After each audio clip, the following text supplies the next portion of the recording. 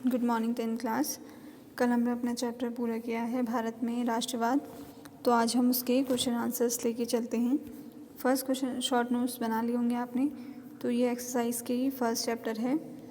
First question answer है, इसमें है कि उपनिवेशों में राष्ट्रवाद के उदय की प्रक्रिया उपनिवेशवाद विरोधी आंदोलन से जुड़ी हुई क्यों थी। ठीक है, उपनिवेश आप जानते हैं कि जब कोई किसी के अधीन होता है तो वो उपनिवेश है। ठीक है, तो जब ब्रिटिश साम्राज्य चल रहा था यहाँ पर, तो जब लोगों में राष्ट्रवाद की भावना आने लगी तो उनका पहला प्रदर्शन उनके विरोध में आंदोलन करना क्यों था, ये इसका मतलब है।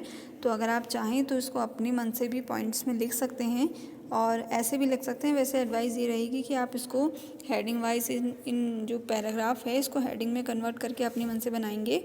ठीक है, तो सबसे पहला कारण ये था कि जितने भी लोग थे उनमें क्या थी, उत्पीड़न और दमन के शिकार हो गए थे। यानी कि इतना ज़्यादा जो शोषण है वो हो रहा था भारतीयों का। तो एक जब भी बहुत ज़्यादा विद्रोह होने लग जाए तो एक ना एक बार क्रांति जो है वो होती ही है। ठीक है, और इन सब को करना, एक एकता को पूरे देश में फैलाने के लिए आपसी एकता का होना बहुत ही ज़रूरी था। ठीक है, और अगर देखें, अगर राष्ट्रवाद को देखें तो ये सबके अपना अपना हित था। यानी कि ऐसा नहीं है कि केवल सारे लोग क्या चाह रहे थे कि भारत की ही आज़ादी हो जाए या भारत एक अच्छा देश बन जाए। सबके राष्ट्रवाद का मतलब अपने अपने स्तर पर अलग अलग था। ठीक है, पर सभी एक साथ मिलकर काम करने लगे तो, और अपनी जो निजी समस्याएं हैं उन्हें उन्होंने दूर रख के संपूर्ण राष्ट्र के बारे में सोचा। तो इस वजह से आज़ादी जो है हमें मिल पाई। ठीक है, तो ये आपका ये रहा क्वेश्चन। अगर फिर से कह रही हूँ, अगर ये जो पैराग्राफ में लिखा हुआ है इसको आप हेडिंग वाइज भी कर सकते हैं, वो ज़्यादा बेटर रहेगा आपके एग्ज़ाम्स के लिए एंड उसके याद करने के लिए। ठीक है, दूसरा है, पहले विश्व युद्ध ने भारत में राष्ट्रीय आंदोलन के विकास में किस प्रकार योगदान दिया।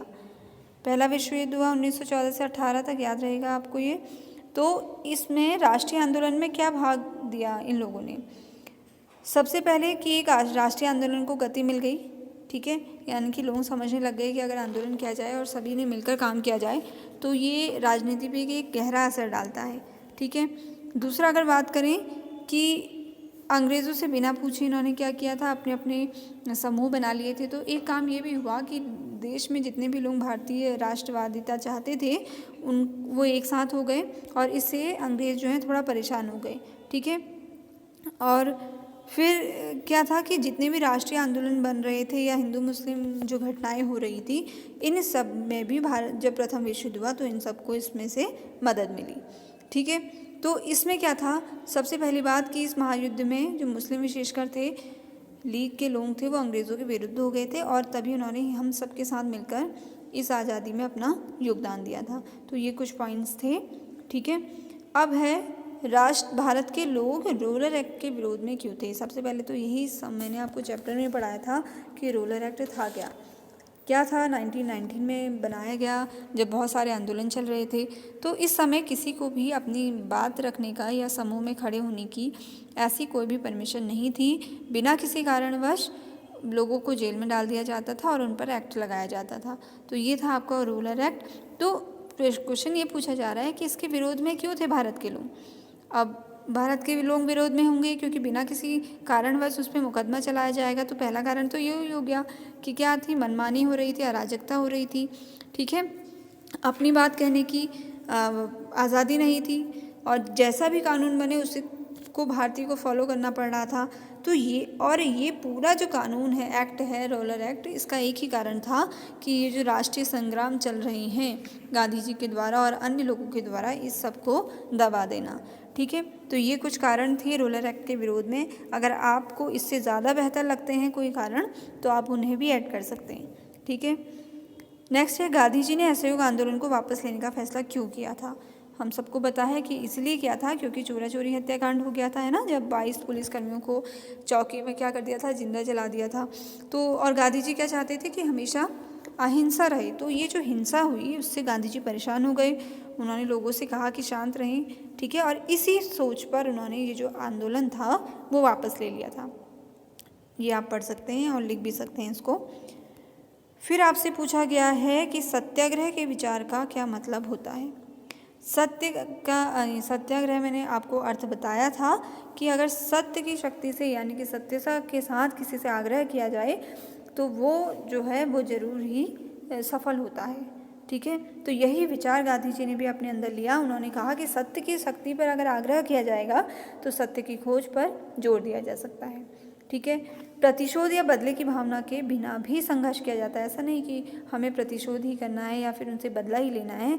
इन सब विचारों से ऊपर उठ के भी हम संघर्ष कर सकते हैं और किसी भी संघर्ष को, किसी भी परेशानी को सुलझाने का अहिंसावादी भी तरीका होता है। ऐसा नहीं कि आप हिंसा ही करें हर चीज़ के लिए। ठीक है, तो ये कुछ विचार थे जो गांधी जी के थे सत्याग्रह पे। और उन्होंने ये भी कहा था कि मनुष्यों से घृणा मत करो। किससे करो? वो जो हिंसा कर रहे हैं उससे।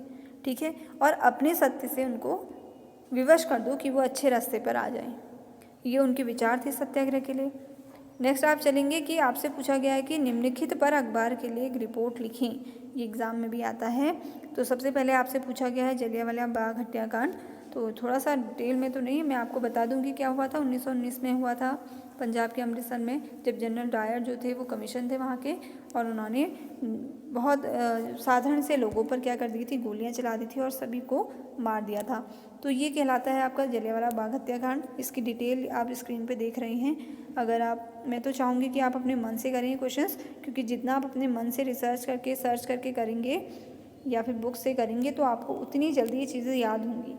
ठीक है, अपने देश के बारे में है ये, तो पढ़ाई से ज़्यादा क्या रहता है कि अपने को भी नॉलेज हो कि आखिर हुआ क्या था इतिहास में।